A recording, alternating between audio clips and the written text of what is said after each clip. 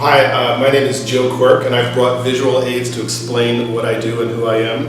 I'm co-founder and managing director of Blue Frontiers, which is a for-profit company building new cities on the ocean. And I'm president and best-selling author at the Seasteading Institute, which is a non-profit spreading the idea of floating cities around the world. My name is Delaune. I'm CEO and co-founder of the Urban Innovation Exchange, or UIX Global, and I'm also a technology partnerships lead for the Seasteading Institute and Blue Frontiers, working with Joe.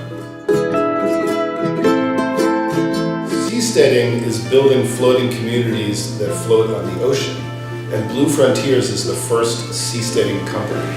A seastead is a portmanteau of sea and homesteading. So homesteading is building a new country on land, and seasteading is building a new country on the sea.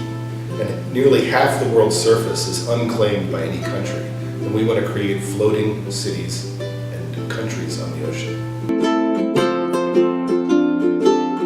We have a whole team at Blue Frontiers of water and food experts, and we're going to use desalinated seawater, which will be hopefully more pure than the water we get out of our taps on land.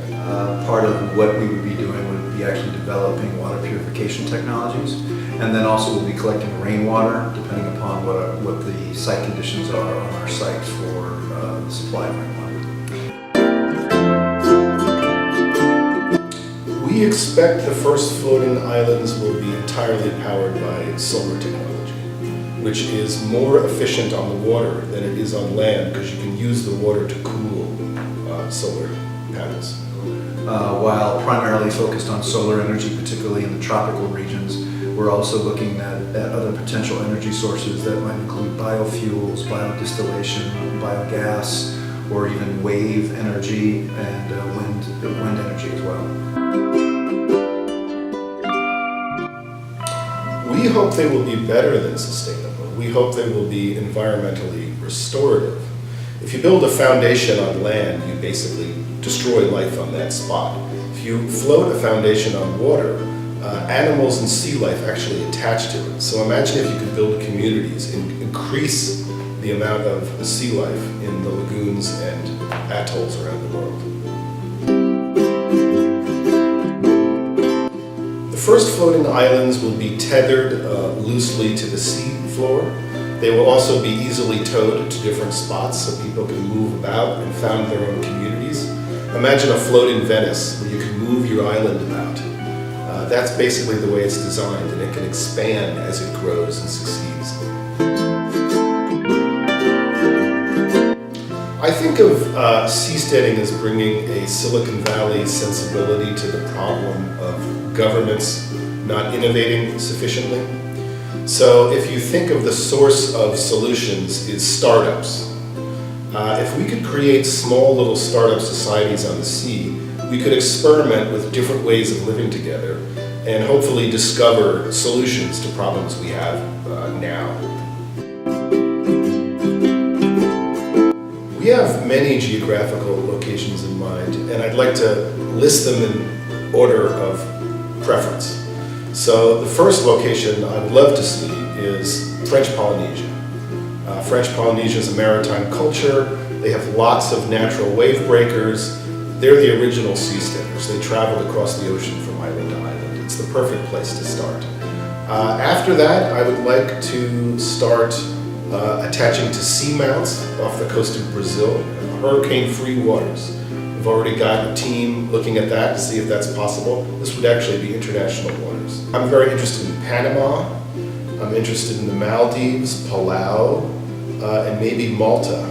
There's a lot of places around the world that would be ideal for different kinds of seasteads. Ultimately, we see opportunities for really any low-lying coastal areas, any island nations, and even areas that right now may be in delta regions where there's refugee issues. So for instance, in Bangladesh, that could be someplace where ultimately we're providing floating seasteads, but really all over the world where in the next 30 to 50 years, depending on who you ask, there's going to be areas where people are displaced and infrastructure is inundated, and those are all opportunities for us to bring in solution sets that can help those communities.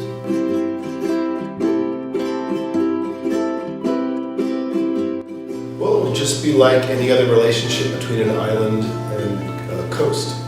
So hopefully people will migrate back and forth, people will take ferries and work there if they want, and you'll have these sort of different societies that you can compare and contrast, and hopefully we can make more. I think it'll just be a mundane part of daily life, 10 or 15 years. One of the important relationships would be the technologies that would be part of the floating islands, and the potential for those technologies to actually be cleaning the water that's coming out of a river estuary or a coastal area in coastal dead zones that have extremely high nutrient concentration. So that's a different type of relationship, but we see a lot of complementary relationships between what the islands can bring to the coastal communities, both in terms of technologies, but also in terms of economic exchange, trade exchange, and talent exchange. And we hired an economic modeling firm, MC, to make an independent estimate of the economic impact on local communities, especially in French Polynesia. And they estimated that we could create hundreds of jobs, including entrepreneurship on shore. So I think this could attract a lot of ecotourism and generate, the whole blue economy right there on our floating island.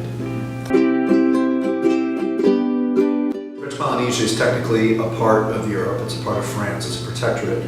And many of the young people go to Europe, or particularly to France, to go to university.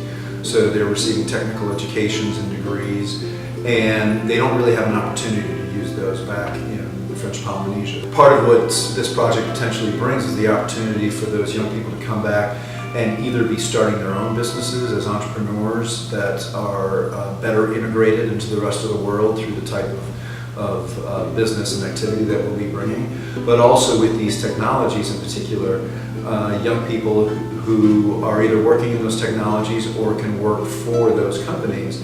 Those are all opportunities for expanding and diversifying the economy while really serving the needs of the French Polynesian people in terms of all the food systems and energy and water that in many cases right now is utilizing extremely unsustainable and expensive technologies for serving basic human needs.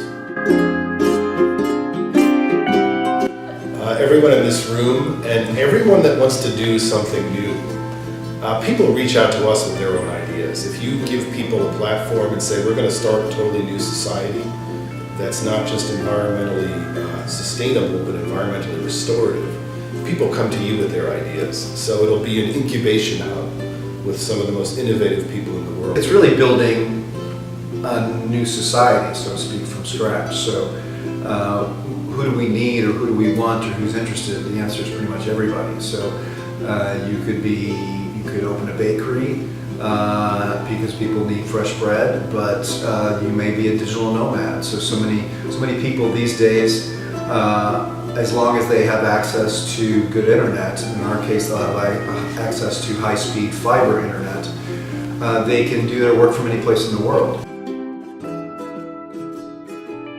In the case of this architecture and the engineering involved in floating structures, there's really lots of examples that already exist, but Mr. Fuller designed a fully functional floating city for Tokyo Harbor that was checked out by the US Navy and was seen to be very feasible. And there's lots of other floating hotels and residential and all out there right now. So the engineering problems to be solved have fundamentally been solved.